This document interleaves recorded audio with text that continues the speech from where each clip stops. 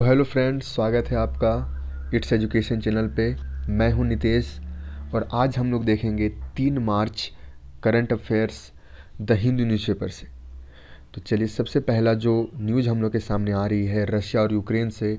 भारत के प्रधानमंत्री नरेंद्र मोदी ने यूक्रेन के राष्ट्रपति व्लादिमीर पुतिन से बात की है वेडनेसडे को इवनिंग में। और उन्होंने बात में राष्ट्रपति से ये चर्चा की कि भारत के जो नागरिक ईस्टर्न यूक्रेन में फंसे हुए हैं, जो कि स्टूडेंट वहाँ पे पढ़ने गए थे मेडिकल का, तो वो जो फंसे हुए वो कैसे निकलेंगे वहाँ से। तो इवैक्यूएशन प्लान रशिया ने ये कहा है कि हम भारत का हर वक्त हर समय मदद करने के लिए तैयार हैं।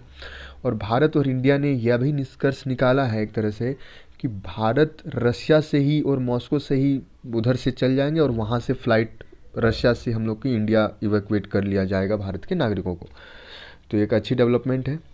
अब यूनाइटेड नेशन जनरल असेंबली में एक जो पोल हुआ था कि यूक्रेन और रशिया के जो युद्ध चल रही हैं, जो कि आक्रमण किए हैं रशिया ने यूक्रेन के खिलाफ, तो उसमें 141 कंट्रीज़ ने रशिया के अगेंस्ट वोट दिया है, जबकि 5 ने रशिया के फेवर में वोट दिया है।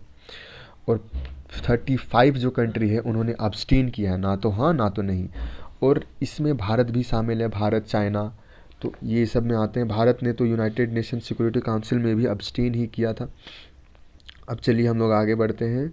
और जो नेक्स्ट एडिटोरियल हम लोग देखना था, आज एडिटोरियल कुछ खास नहीं है, तो हम लोग बढ़ते हैं। एक दो कोट है, आप उसे देख लीजिएगा, थोड़ा सा उसे जान लीजिए ताकि कहीं और लिखने के काम आए। तो सबसे पहला यहाँ है कि नेशनल लॉ यूनिवर्सिटी जो दिल्ली में है, तो उन्होंने एक प्रोजेक्ट निकाला था, प्रोजेक्ट 39A। तो उसमें उन्होंने पाया कि 2021 तक भारत में 488 कैदियाँ ऐसे हैं जो कि अभी डेथ रो में लटक रहे हैं, मतलब अभी उसको फांसी दी जानी है, उसको मृत्यु दंड दी जानी है।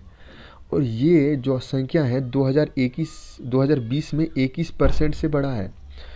तो इन्होंने यह किया कि ये ध्यान देने वाली बात है। आखिर ये दरअसल ये एडिटोरियल है गुजरात में जो बॉम्ब ब्लास्ट हुआ था 2008 में, उसी पे। तो वो उतनी खास इम्पोर्टेंट है नहीं कहीं से भी, तो मैंने बस एक ये किया था। और इधर भी एक है, हाँ, वही जो मैंने आपको स्टार्टिंग में कहा है कि भारत में जो रशियन इन्वॉय हैं, उन्होंने ये कहा है कि रशिया हर वक्त बहुत एक्टिव है, हर वक्त उन्होंने मदद करेंगे भारत के सिटीजन को बाहर निकालने के लिए। और जो इंडियन स्टूडेंट्स फंस गए हैं वहाँ पे, जो पढ़ाई करने के लिए गए थे स्टूडेंट और प्रोफेशनल, तो उन्होंने एग्री किया है। वेस्टर्न मीडिया के द्वारा जो आरोप लगाए जा रहे थे कि रशिया ने बॉम्ब किया है इलीगल वेपन, बैंड वेपन, यहाँ पे आप देख सकते हैं बैंड वेपन यूक्रेन में, तो रशिया ने कहा है कि ऐसा कुछ भी नहीं है, हमने बॉम्ब नहीं किया है। आखिर ये जान लीजिए कि प्यू रिसर्च सेंटर है क्या। तो ये एक Washington DC based non profit organisation है। इसको द्वारा बहुत सारी रिपोर्ट रिलीज की जाती है, तो आप जनरली करंट अफेयर्स में फॉलो करते ही हैं, मैंने भी बताया है बहुत सारी। तो एक और रिपोर्ट रिलीज किया गया है जो कि मैं अभी देखा यहाँ पे, प्यू सेंटर रिपोर्ट। इसमें ये कहा गया है 55% इंडियंस जो बिलीव, मतलब 55% इंडियन जो बिलीव करते हैं कि हमें एक अच्छा पॉलिटिकल लीडर्स बनाना चाहिए। फिर 9 of 10 एग्री ये करते हैं कि पत्नी को हमेशा पति की बात माननी चाहिए, मतलब 10 में से 9 इंडियन ये मानते हैं कि पत्नी को हमेशा पति की बात माननी चाहिए। तो ये सब एक आप कहीं पे भी लिख सकते हैं, मैंने उतना हाईलाइट किया नहीं है, पर आपको अगर इंटरेस्ट है, अगर आप लगता है कि आप कहीं पे लिख सकते हैं ऐसे में, तो आप इसे ज़रूर एक बार देख लीजिएगा। वैसे जनरली कुछ ज़्यादा खास नहीं है। अब कुछ बिजनेस न्यूज़ रिलेटेड खबरें हैं। तो सबसे पहली तो बात यह है कि इंडिया की मर्चेंडाइज एक्सपोर्ट यानी व्यापारिक जो निर्यात है वो 22%, 22.3% से बढ़कर $33.81 बिलियन फरवरी को हुआ है। जबकि आयात है, जो व्यापारिक आयात है इंपोर्ट से, वो 35% बढ़ा है और 55 बिलियन हो गया। तो जो कि $21 बिलियन का हम लोग को घाटा दिखाता है, जो कि एक सोचने वाली बात है। पर ये इसमें ये भी कहा गया है कि वो पहले ही एस्टिमेट कर चुके थे।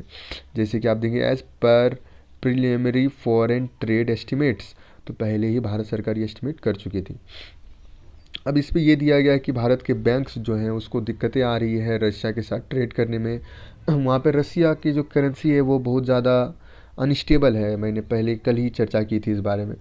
तो इसीलिए भारत के बैंक्स को भी उस पर ट्रेड करना बहुत ज़्यादा दिक्कत हो रहा है।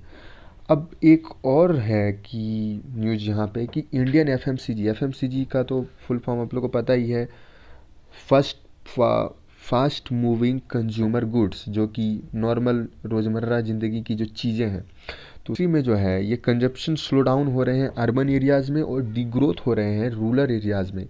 स्लो डाउन और डिग्रोथ का बेसिकली फ़र्क अगर हम लोग समझें तो अर्बन एरियाज़ में हल्का कम है और जबकि रूरल एरियाज़ में उससे भी ज़्यादा डाउन जा रहा है ग्रोथ हो सबका। तो इसका मेन कारण ये बताया गया है कि जो प्राइस इंक्रीज किया गया है एफएमसीजी कंपनियों के द्वारा, ये बहुत बड़ा एक फैक्टर है कि उनको ये दिन भी देखने पड़ रहे हैं।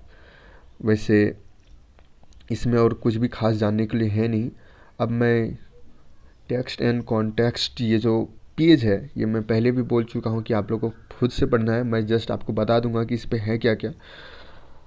तो इसमें एक आईपीसीसी जो हमने कल ही डिस्कस की थी, IPCC report inter governmental panel on climate change की रिपोर्ट जो यूनाइटेड नेशन द्वारा पब्लिश की जाती है, ये 2021 में और 2022 में ये पब्लिश एक राउंड तभी हुआ था, फर्स्ट पार्ट और सेकंड पार्ट अभी हो रहा है।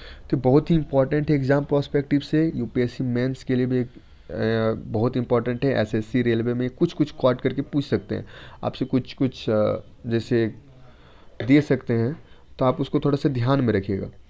मैंने जो बताया बस उतना ही ध्यान में रखिए और ज़्यादा जानने के लिए है भी नहीं, इस पर फ़ायदा भी नहीं है, कुछ और तभी पढ़ना है।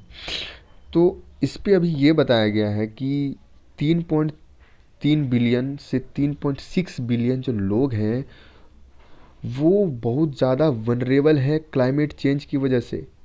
यहाँ देखिए 3.3 से 3.6, तो ये बताया गया है क्लाइमेट चेंज की आईपीसीसी रिपोर्ट में कि ये बहुत चिंता जताने वाली बात है।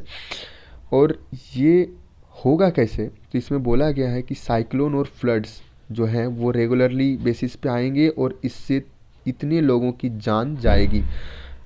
तो ये हम लोग ने कल भी देखा था कि इससे बहुत ज़्यादा दिक्कतें पैदा हो रही है। अब हम लिख दें 1.5 डिग्री सेल्सियस से जो ग्रो हो रही है टेम्परेचर, वहाँ पे हम लोग को स्टॉप करना था, जहाँ पे वर्ल्ड लीडर्स ने इस पे बात भी की थी, जो हम लोग पढ़े थे, ग्लासगो में समिट हुआ था। तो इसमें बोला जा रहा है कि 3% से 14% की वर्ल्ड की इंटायर पॉपुलेशन को बहुत ज़्यादा इससे रिस्क होने वाला है अगर 1.5 डिग्री सेल्सियस भी बढ़ा तो।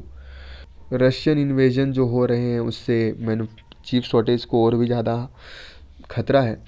तो इस पे दिया गया है कि आखिर ऐसा क्यों हो रहा है। इंटेल के जो मैनेजिंग डायरेक्टर हैं, जो उसके हेड हैं, उन्होंने बोली है कि ऐसा जो कॉन्फ्लिक्ट अभी चल रहा है उसमें बहुत ज़्यादा अनस्टेबल हो रहा है चिप मैन्युफैक्चरिंग करना। तो अब देखिए यहाँ पे लिखा हुआ है कि Ukraine supplies rare gases used to produce semiconductor fab lasers and Russia's export palladium to make semiconductors. तो ये दो कंट्री जो बहुत हाईली इंगेज्ड हैं सेमीकंडक्टर इंडस्ट्री में, तो इनकी वजह से सेमीकंडक्टर इंडस्ट्री एक तरह से गलत दिशा में जा रही है। उनका ये कहना है कि अभी उतनी ज़्यादा प्रोडक्शन नहीं हो सकती है, तो अभी फिर से शॉर्टेज आने की संभावना है पूरी तरह से। बस इतना ही आज का था जो जानने का न्यूज़पेपर। ज़रूर इस चैनल को सब्सक्राइब कीजिएगा और मैं नीचे लिंक दे दूँगा टेलीग्राम चैनल का, जिससे आप ज्वाइन करके इस पीडीएफ को डाउनलोड कर सकते हैं। चलिए तब मिलते हैं कल। Good bye.